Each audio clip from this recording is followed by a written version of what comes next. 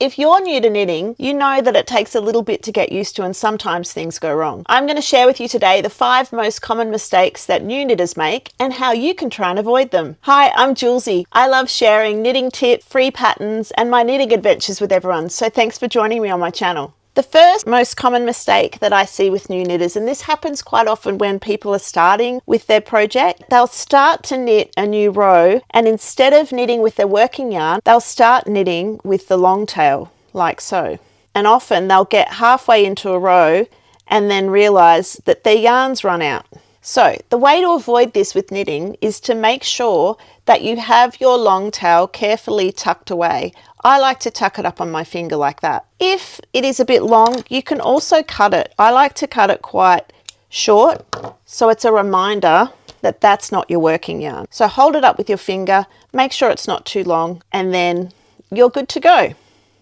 Long tail is just for cast on. Your working yarn is always attached to the ball. The next common mistake I often see with new knitters is that they actually forget to grab the stitch before they wrap their yarn around. So what they do is they do essentially a yarn over in the middle of the row.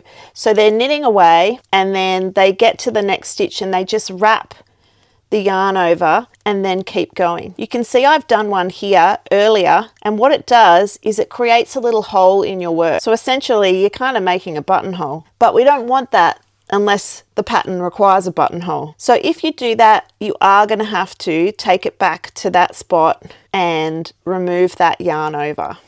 If you do have to pull out your work for any reason, remember always to create a safety row underneath the row that you're pulling out, and that will stop you losing all your stitches. You do this by threading a needle through the left leg of each of the stitches of the row below before you pull it out.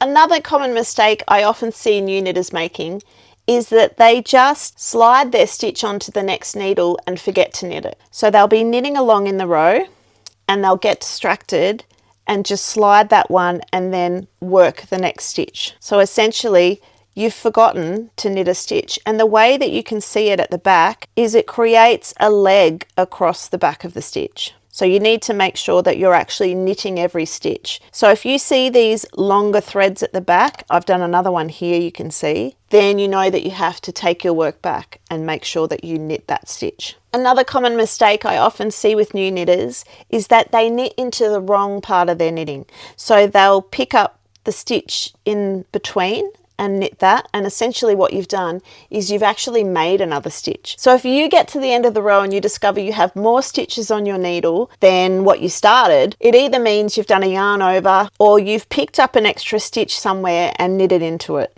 That's one you're going to have to pull out. The 5th most common mistake is if they put their work down halfway through a row and then they come back to it, sometimes they get confused and they end up knitting back the way they've already come. And if I was to do that for the rest of the row, you would see here it's created this uneven section of my knitting.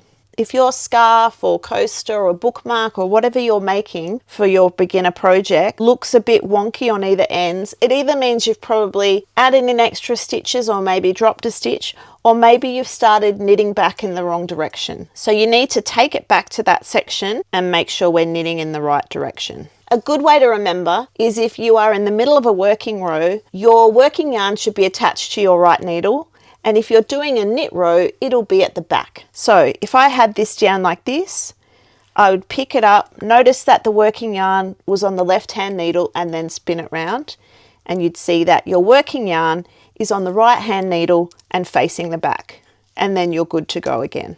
I also suggest to new knitters that it's much better to put your knitting down when you've finished one row. And the reason I suggest that is it just means that it's a lot easier to know where you've got to go next. It avoids a lot of confusion. I hope these tips help iron out some of those beginner knitting problems. And if you have any other questions about knitting, please share in the comments below and I'd be happy to help you out. You can also check out my other knitting tutorials on my channel. Thanks everybody. Have a wonderful knitting day.